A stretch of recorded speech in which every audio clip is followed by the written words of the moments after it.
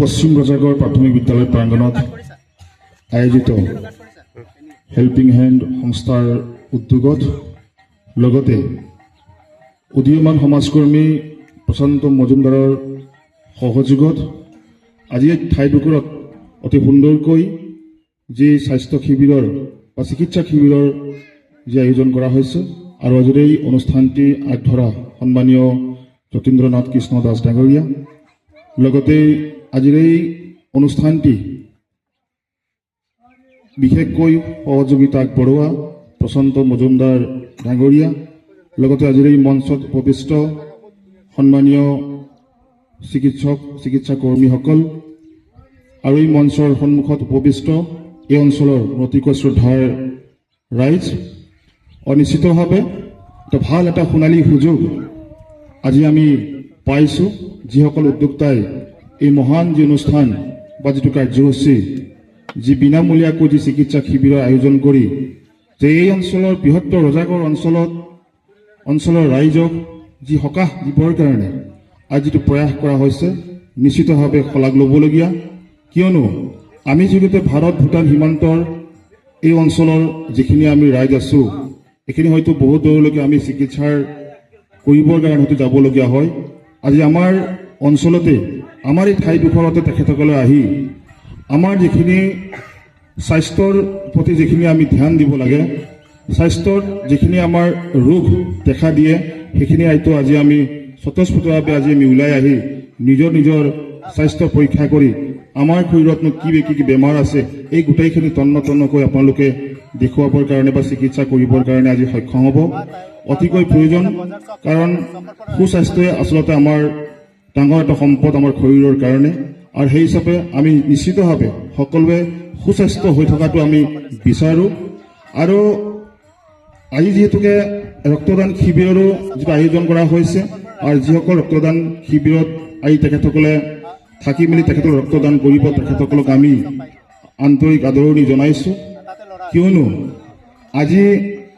যতীন্দ্ৰনাথ কৃষ্ণ দাস ডাঙৰীয়াৰ নেতৃত্বত এই বৃহত্তৰ এই ৰজাগড় অঞ্চলত বহুকেইখন ঠাইত বিগত সময়তো তেখেতসকলে এনেকুৱা ধৰণৰ চিকিৎসা শিবিৰসমূহ আয়োজন কৰি যথেষ্ট অসুস্থ লোকক সুস্থ কৰিবৰ কাৰণে সক্ষম হৈছে আৰু সেই হিচাপত আমিও বহু টকা পইচা খৰচ কৰি বিভিন্ন ডাঙৰ চিকিৎসালয়বিলাকত গৈ হয়তো